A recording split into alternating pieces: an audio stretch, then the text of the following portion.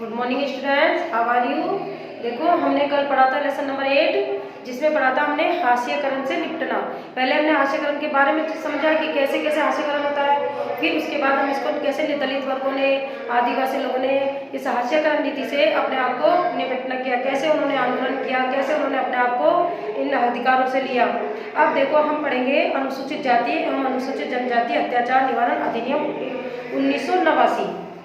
रतन ने अपने गांव में ऊंची जातियों द्वारा किए जा रहे भेदभाव और हिंसा का विरोध करने के लिए अनुसूचित जाति और अनुसूचित जनजाति अत्याचार निवारण अधिनियम के तहत शिकायत दर्ज कराई।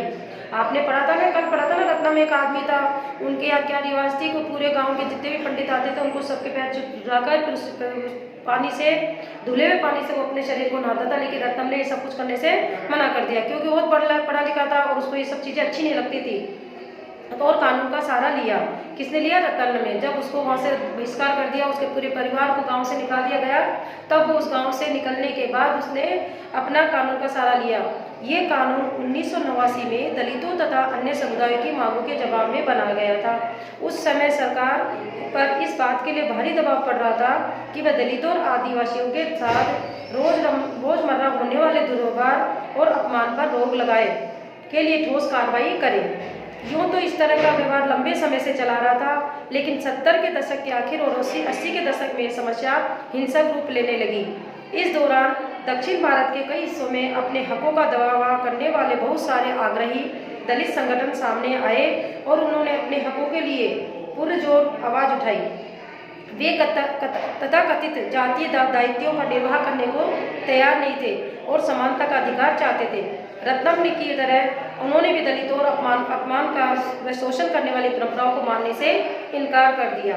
इसी वजह से ऊंची जातियों के लोग उनके साथ खुले आम हिंसा पर उतारू हो गए और सरकार को इस बात का एहसास कराने के लिए दलित संगठनों ने व्यापक अभियान चलाए कि छुआछूत अभी भी जारी है।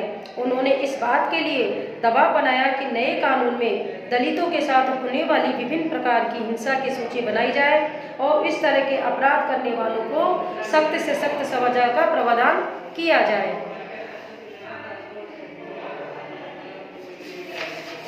इसी प्रकार 1970 और 1980 के दशकों में आदिवासियों ने भी खुद को बड़े पैमाने पर संगठित किया और उन्होंने न केवल बराबरी के लिए आवाज उठाई बल्कि अपनी जमीन व संसाधनों को हासिल करने के लिए भी आंदोलन चलाई। इन आदिवासियों को भी ताकतवर सामाजिक जुटों को गुस्सा झेलना पड़ा और उनके साथ भी जमकर हिंसा हुई, मारपीट हुई। यही वजह की इस कानून में अपराधों की एक बहुत लंबी सूची दी गई। इनमें से कई अपराध तो इतने भयानक थे कि उनके बारे में सोचकर ही दिल दहल जाता था। इस कानून में न केवल भयानक अपराधों का उल्लेख किया गया है बल्कि ये कानून इस बात की ओर इशारा भी करता है कि साधारण इंसान भी कितने जघन्य कृत्य कर सकते हैं। इस प्रकार इस तरह के कानून हमारे सोचने और काम करने के तरीकों को प्रभावित करते हैं और दोषियों को सजा भी देते हैं। इस कानून में कई स्तर के अपराधों के बीच फर्क किया गया। पहला इसमें शारीरिक रूप से खौफनाक और नैतिक रूप से निंदनीय अपमान के स्वरूप की सूची दी गई। इसका मकसद ऐसे लोगों को सजा दिलाना था जो अनुसूचित जाति या अनुसूचित जनजाति किसी भी व्यक्ति को अखाद्य अथवा गंदा पदार्थ पीने या खाने के लिए मजबूर किया जाए।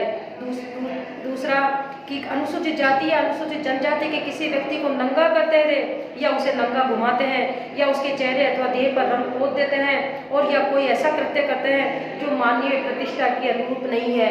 आप लोगों ने कई बार पेपर में भी सुना होगा कि लोगों को है ना, जो आदिवासी कुछ गलत करते तो उन्हें नंगा करके घुमाया जाता है, उन्हें शादी होने पर घोड़ी पे बैठने नहीं दिया जाता, रास्ते में चलाया नहीं देता, मंदिरों में जाने देते हैं। दूसरा इसमें ऐसे कृत्य की सूची भी है जिनके जरिए दलितों और आदिवासियों को उनके साधारण संसाधनों से वंचित किया जाता है या उनसे गुलामों की तरह काम करवाया जाता था।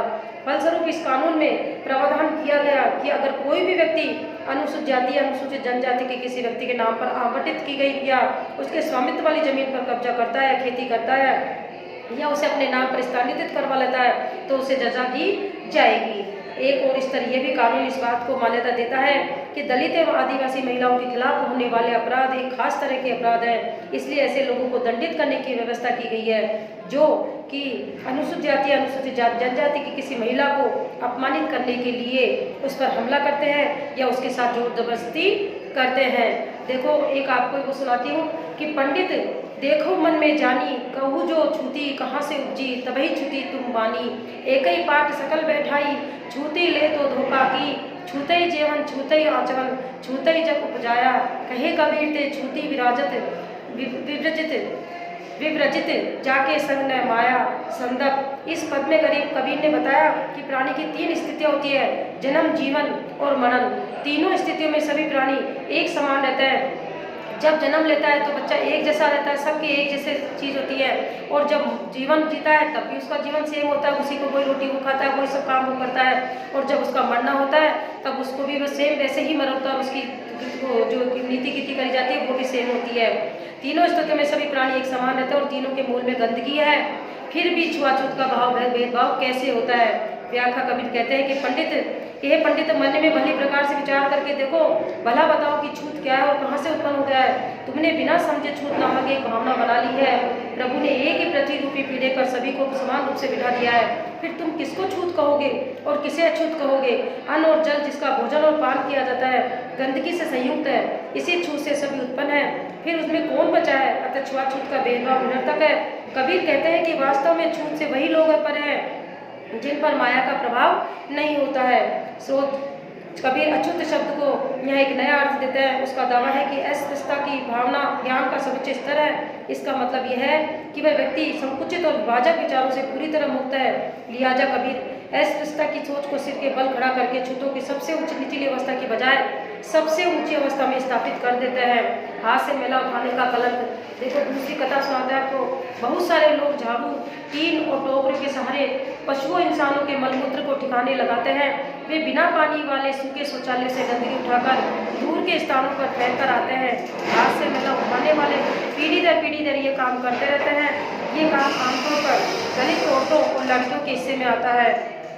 आंध्र प्रदेश में सक्रिय सफाई कर्मचारी आंदोलन के अनुसार पूरे देश में दलित समुदाय के लगभग 1 लाख लोग ये काम कर रहे हैं। सिर पर मेला ढोने वालों के बीच काम करने वाले इस संगठन का कहना है कि लोग 26 लाख निजी और सामुदायिक सूखे शौचालयों की सफाई करते हैं। सिर पर मेला ढोने वाले बेहद अमानवीय स्थितियों में काम करते हैं। इस काम के कारण उनके स्वास्थ्य को गंभीर खतरा बना रहता है। वे लगातार ऐसे संक्रमण के खतरे से रहते हैं जिनसे उनकी आंखों, त्वचा, श्वसन तंत्र और पाचन तंत्र पर असर पड़ता सकता है। इस काम के लिए उन्हें बहुत ही मामूली वेतन मिलता है। नगर पालिकाओं में काम करने वालों को रोजाना 200 रुपये मिलता है, जबकि निजी घरों में काम करने वालों को इनसे भी कम पैसा मिलता है। जैसे कि आपने इस पुस्तक में पढ़ा कि भारतीय संविधान में अस्पृश्यता की प्रथा को खत्म किया जा चुका है, फिर भी हाथ से मेला उठाने वालों को कई जगह अछूत माना जाता है। गुजरात के भंगी, आंध्र प्रदेश के पाखी और तमिलनाडु के सिकल लियार इसी श्रेणी में आते हैं। आमतौर पर उन्हें गांव के किनारे अलग टोलों में रहना पड़ता है। उन्हें मंदिर, सार्वजनिक जल सुविधा आदि से वंचित रहना पड़ता है।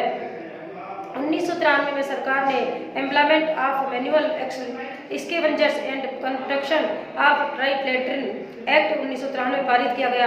यह कानून सिर पर मेला उठाने वालों को काम पर रखने और सूखे शौचालय के निर्माण पर पाबंद लगाता है। 2003 में सफाई कर्मचारी आंदोलन तथा 13 अन्य संगठनों व्यक्तियों जिनमें साग मेला ढोने वाले थे ने सर्वोच्च न्यायालय में एक जनहित याचिका दायर की। याचिका दायर करने वालों का कहना था कि सिर पे मेला ढोने की प्रथा न केवल आज भी चल रही है, बल्कि रेलवे जैसे सरकारी उपक्रमों भी बड़े पैमाने पर प्रचलित है। याचिकाकर्ताओं ने अपने मौलिक अधिकारों को लागू करवाने का आग्रह किया है, जिसके जवाब में न्यायालय ने निष्कर्ष दिया कि 1993 में पारित किए गए कानून के बाद देश भर में सिर पे मेला ढोने वालों की संख्या में इजाफा हुआ।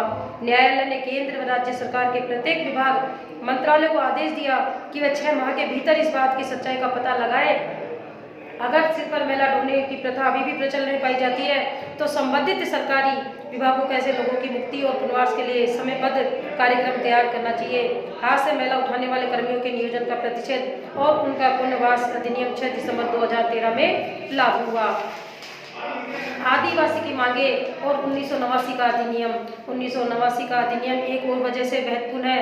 आदिवासी कार्यकर्ता अपनी परंपरागत जमीन पर अपने कब्जे की बहाली के लिए इस कानून का सहारा लेते हैं। जैसे कि आपने पिछले अध्याय में पढ़ा था, अपनी जमीन छोड़ने और जबरन विस्थापन से आदिवासियों को भारी परेशानी होती है। कार्यकर्ताओं का कहना है कि जिन लोगों ने आदिवासियों की जमीन जबरदस्ती से कब्जा कर लिया, उन्हें इस कानून के तहत सजा दी जानी चाहिए। उन्होंने कहा कि कानून भी जनजातीय समुदायों को केवल वही लाभ देता है जिनका संविधान में आश्वासन दिया गया। उनका कहना है कि संवैधानिक रूप से आश्वासन दिया गया था। उनकी कहना था कि संवैधानिक रूप से आदिवासियों की जमीन को किसी गैर आदिवासी व्यक्ति को नहीं बेचा जा सकता है। जहाँ ऐसा हुआ वहाँ संविधान की गरिमा बनाए करने के लिए उन्हें अपनी वर्गी जमीन मिलनी चाहिए। आदिवासी कार्यकर्ता सी.के. जानू का आरोप है कि आदिवासियों के संवैधानिक कानून का उल्लंघन करने वालों में विभिन्न प्रदेशों की सरकारें भी पीछे नहीं है। यही सरकारें जो लकड़ी व्यापारी, पेपर मिल आदि के नाम पर गैर आदिवासी घुसपैठियों की जनजातीय जमीनों को दोहन करने और आदिवासियों को उनके परंपरागत जंगलों से उजाड़ने की छूट देती है। इसके अलावा जंगलों को आरक्षित या अभयारण्य घोषित करके भी लोगों को वहाँ से बेदखल किया जा रहा है। सुश्री जानू का यही कहना है कि जो आदिवासी पहले भी बेदखल हो चुके हैं और जो अब वापस लौट सकते हैं उन्हें भी मुआवजा दिया जाना चाहिए। इसका मतलब यह है कि सरकार ऐसी योजनाएं बनाए जिनके सहारे वे नए स्थानों पर रह सके और काम कर सके। जब सरकार आदिवासियों की जमीन छीनी गई जमीन पर औद्योगिक या अन्य परियोजनाओं के निर्माण के लिए बेहिसाब खर्च कर सकती है तो इन विस्थापितों को पुनर्वास देने के लिए मामूली सा खर्चा क्यों नहीं कर सकती। निष्कर्ष किसी अधिकार या कानून या नीति को कागज पर लिख देने ये मतलब नहीं होता कि अधिकार या कानून या नीति इस वास्तव में लागू हो चुका है। इन प्रावधानों को अमली जामा पहनाने के लिए लोगों को लगातार कोशिश करनी पड़ती है। बराबरी, इज्जत और सम्मान की चाह कोई नई बात नहीं है। ये बात हमारे पूरे इतिहास में विभिन्न रूपों में दिखाई देती है। इसी प्रकार लोकतांत्रिक समाज में भी संघर्ष, लेखन, सौदेबाजी और संगठनिकता की प्रतिक्रियाएं जारी रहेंगी। देखो लेसन हमारा हो गया कंप्लीट। अब आप इसके शब्द संकलन वाले भी डेली करा करो और इसको लर्न भी किया करो। अब हम आपको एक आधा क्वेश्चन करवा देते हैं अभी, फिर बाकी कल कराएंगे, ठीक है। तो लिखो,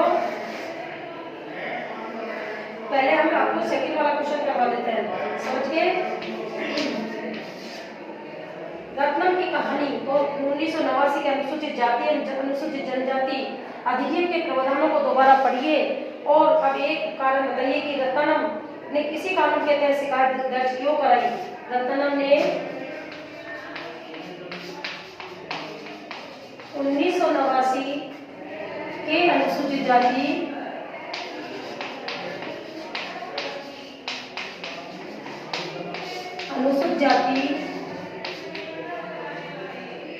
एवं अनुसूचित जनजाति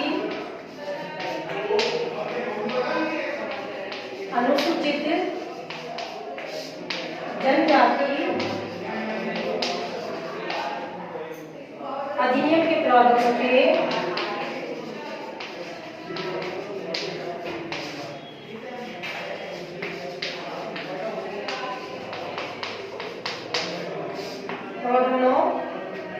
के तहत शिकायत इसलिए दर्ज कराई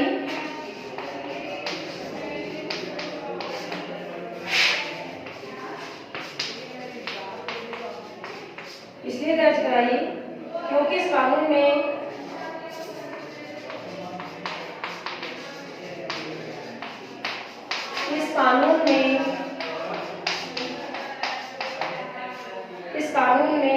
शारीरिक रूप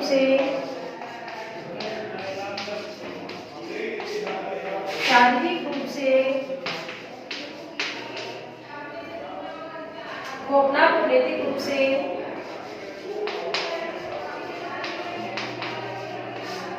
गोपनाक और नैतिक रूप से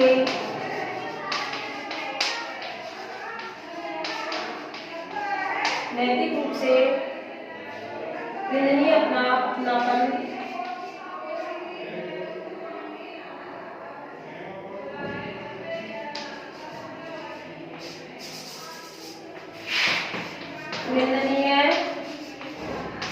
अपमान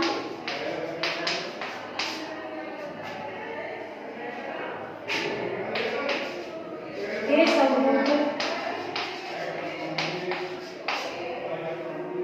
की सूची दी गई।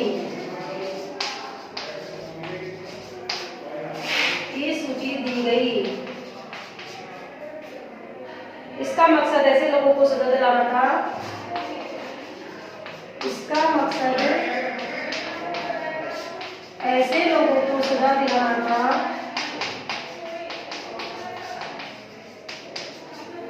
ऐसे लोगों को सजा दिलाना था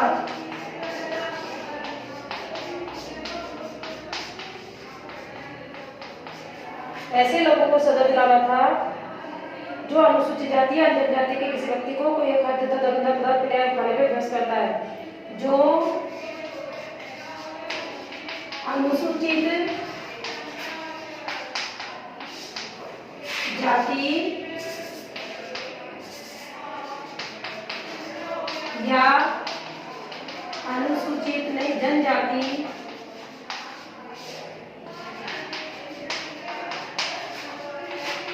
के लोगों को खाद्य या गंदा पेय पीने को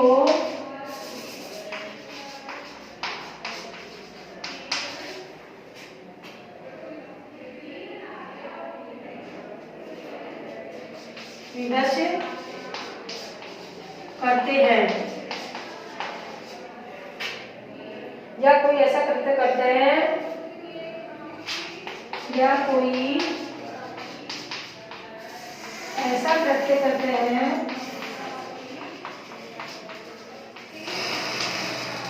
जो उनकी मानवीय प्रतिष्ठा को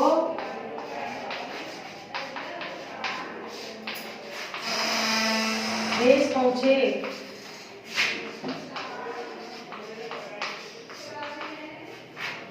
ठीक है, अब इतना ही कर लेना आप लोग, फिर बाकी कल कराएंगे।